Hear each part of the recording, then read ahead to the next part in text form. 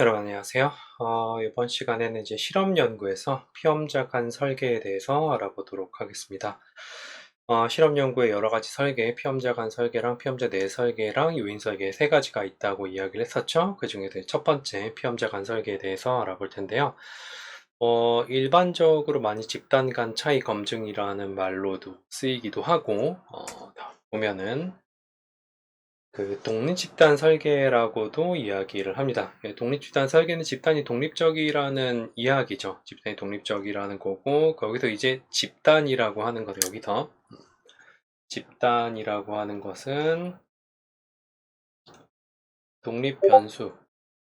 독립변수가 할당된 집단이에요. 그러니까 내가 관심 있는 어떤 변수인 독립변수가 할당이 돼서 그 집단들끼리의 차이를 보고자 하는 연구가 이제 피험자 간 설계라고 이야기를 할 수 있습니다. 밑에 있는 예시로 봤을 때 이제 성별이라고 하는 독립변수가 있고, 카페인 투여량이라고 하는 독립변수, IV라고 할게요. 그다음에 학습법이라고 하는 독립 변수가 있는데, 이 독립 변수의 각 집단, 이 집단이라고 이야기를 하는 건 이 독립 변수가 서로 다른 수준들이 할당이 됐다라고 했기 때문에 집단이라고 이야기하는 거예요. 집단 혹은 수준 혹은 조건 등의 독립적으로 처치 혹은 조건을 우선 할당해서 연구자가 관심 있는 독립변이에 따른 종속변의 차이를 확인하는 설계라고 이야기를 할 수가 있습니다. 그래서 예를 들어서 여기 이제 성별 같은 경우에는 뭐예요? 자연 집단 설계라고 이야기를 할 수가 있겠죠. 우리가 이제 이미 있는 집단들 같은 경우에는 어떤 연구의 내적 타당도를 위협하는 요인이 될 수 있다고 이야기를 했었고, 이런 것도 어떻게 보면 이제 독립집단 설계라고도 이야기를 할 수가 있어요. 자, 그리고 카페인 투여량 40ml, 80ml, 120ml, A 집단, B 집단, C 집단 이런 식으로 각각의 집단에, 그러니까 40ml를 투여받으면서 80ml를 투여받을 수는 없어요. 그러니까 각각 집단이 개별적인 어떤 독립적인 처치가 이루어진다라는 의미입니다. 독립변인의 각 집단 혹은 수준 조건 등은 처치가 있기 전 모두 동일한 상태의 집단임이 보증되어야 된다라는 거예요. 그러니까 예를 들어서 카페인 투여량을 40ml 투여한 집단과 80ml 투여한 집단과 120ml 투여한 집단이 세 집단이 있을 때, 이 카페인이 투여되기 직전에 각 A 집단, B 집단, C 집단 사람들 있잖아요. 이 사람들은 서로 동등한 상태여야 된다라는 거예요. 예를 들어서 이제 어떤 카페인 투여량에 따른 기억력의 차이를 알아보고자 한다, 이런 연구가 있을 때 A 집단, B 집단, C 집단이 다 기억력의 수준이 동일해야 된다라는 거예요. 그러니까 예를 들어서 어떤 집단만 기억력이 굉장히 뛰어난 사람들로 구성되어 있다라고 했을 때는 이 카페인 투여량에 따른 기억력의 차이라고 하는 연구는 내적 타당도를 확보를 할 수가 없습니다. 그러니까 이게 기억력 과제의 점수가 카페인에 의해서 나타났다라고 이야기를 할 수가 없는 거예요. 학습부터 마찬가지, 온라인 녹화 수업이랑 오프라인 수업이랑 실시간 온라인 수업에 따른 학생들의 어떤 집중력 혹은 어떤 수업 만족도 이런 것들의 차이를 본다라고 했을 때, A 집단, B 집단, C 집단 학생들이 기존에 가지고 있던 어떤 만족도나 집중력이나 이런 것들이 다 동일해야 된다라는 거예요. 그게 이제 동일한 상태의 이미 집단이 보증되어야 한다라고 하는 게, 이 독립 변수의 수준, 그러니까 40mm, 80mm, 120mm 수준은 집단마다 다 다르게 처치가 되지만, 처치가 되기 이전에 집단들의 수준은 어떤 우리 종속 변수에 영향을 미친 여러 가지 수준들은 다 동일하게 돼야 된다라는 거죠. 자, 그랬을 때 구획 무선화를 사용한 피험자 간 무선 집단 설계라고 하는 거는, 요거는 이제 집단들의 동등성을 확보하는 방법이에요.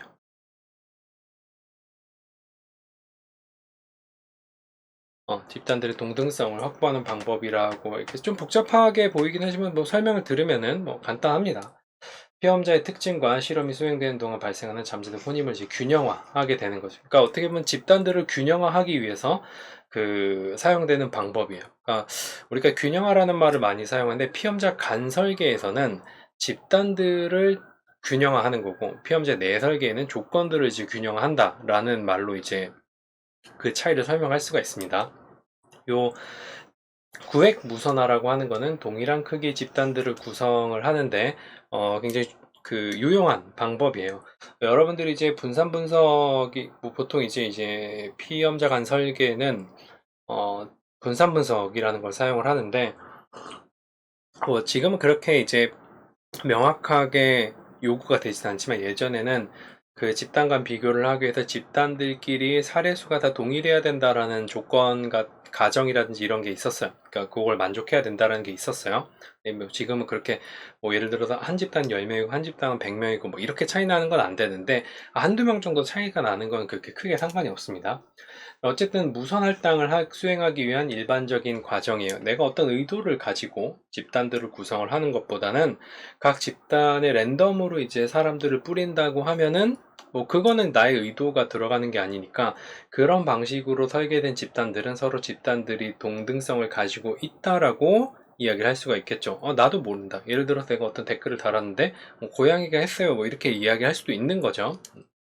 구획 무선화에서 우리는 피험자를 한 번에 한 구획씩 조건들의 할당을 한다라는 거예요. 그러니까 여기서 이제 조건들의 할당을 한다라고 하는 거는 이제 집단을 구성하는 과정이에요.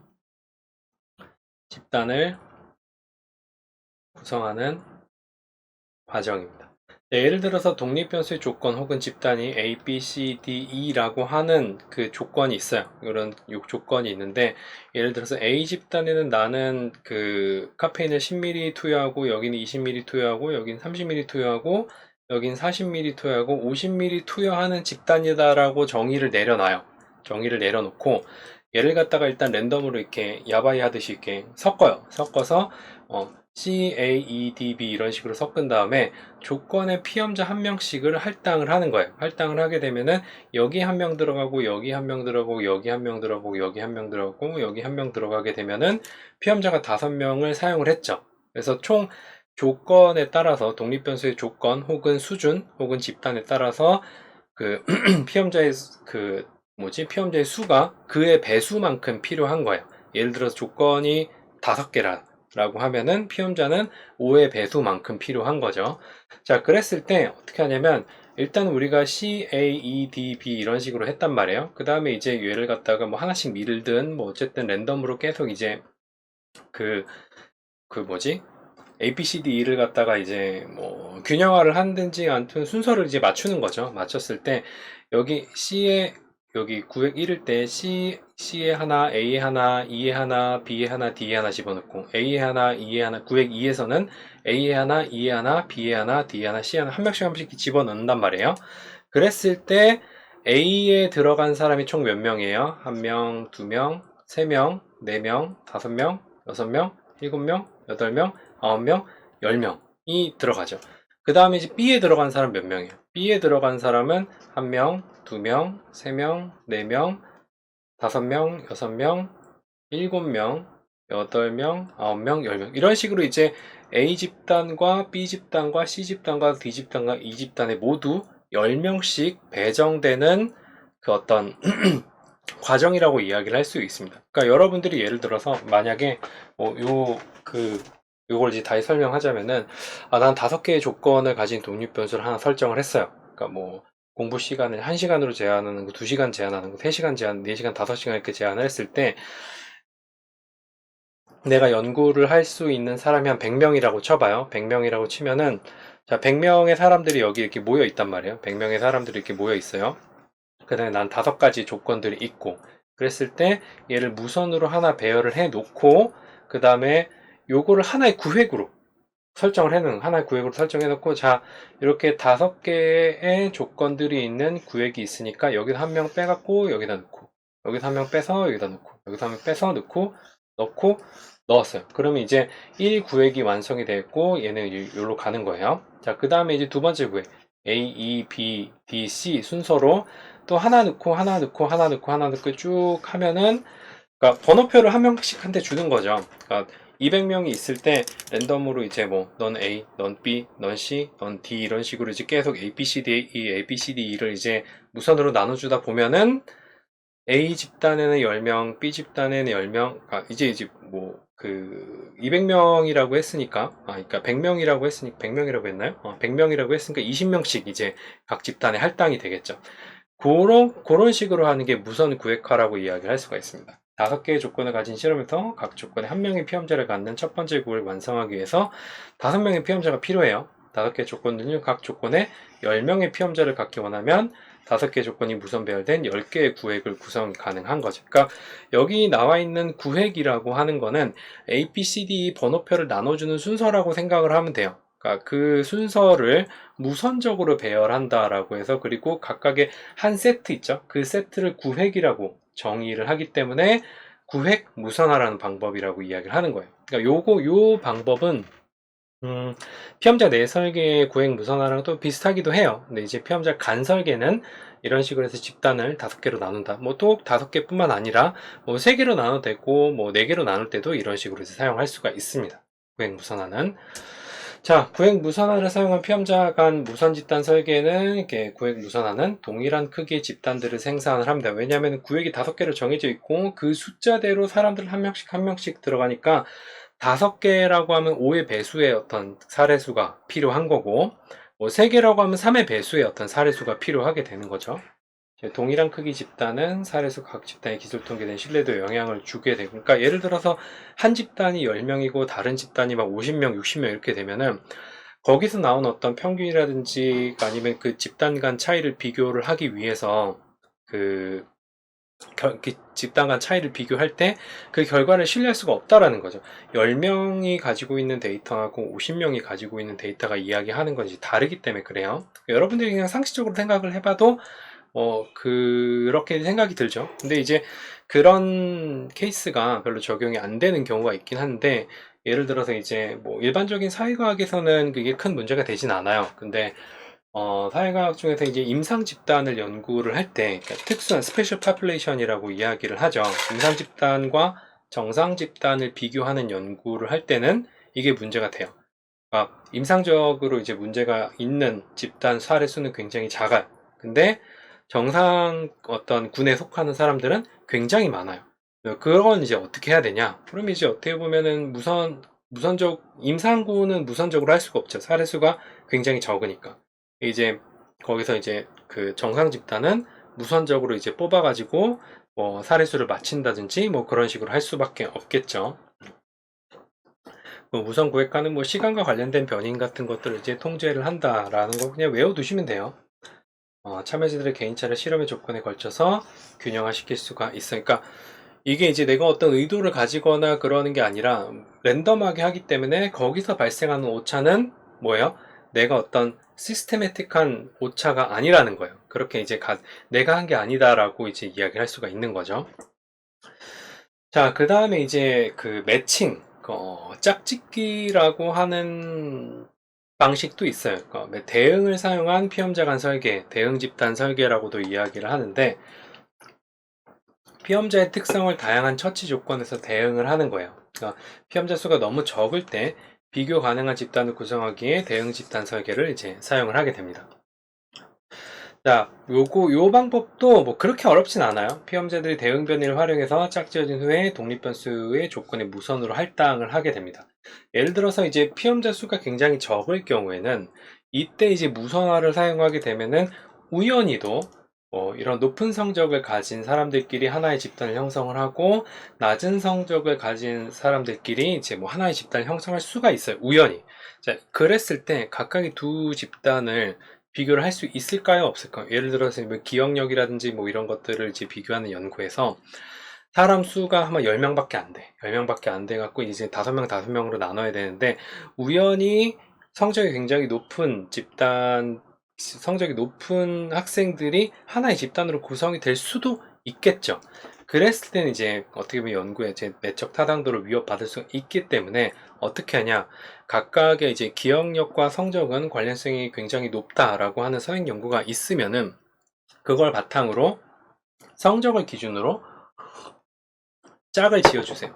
짝을 지어서 이렇게 이제 짝을 지어서 이렇게 짝을 짓고 이렇게 짝을 지어가지고 어떤 식으로 하냐면은 여기는 A 집단 넣고 얘를 B 집단에 넣고 그 다음에 얘를 또 A 집단에 넣고 얘를 B 집단에 넣고 그 다음에 얘를 A 집단에 넣고 얘를 이제 B 집단에 넣고 하면은 여기 A 집단과 B 집단이 성적이 다 동일하게 맞춰지게 되죠. 이 두 집단의 평균은 대충 한 B 정도 되려나? A, B, D, 뿔 이렇게 합치면은 아무튼 B 정도 되겠죠. 그러니까 A 집단의 평균 성적도 B가 되고 B 집단의 평균 성적도 B가 되죠.